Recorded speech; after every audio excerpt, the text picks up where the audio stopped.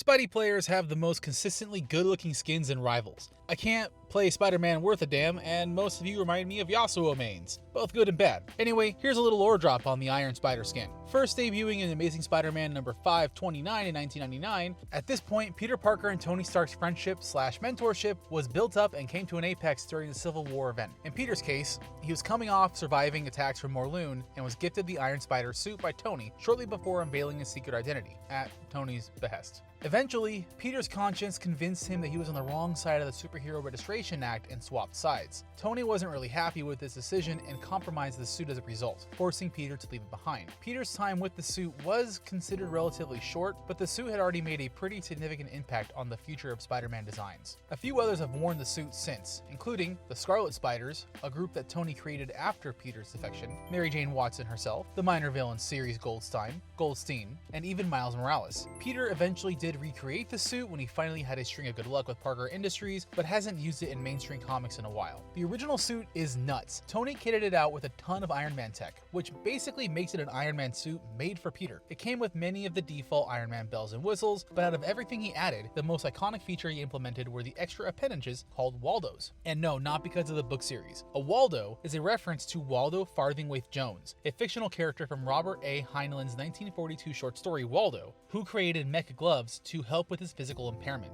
And now we're all a little smarter with this little lore drop.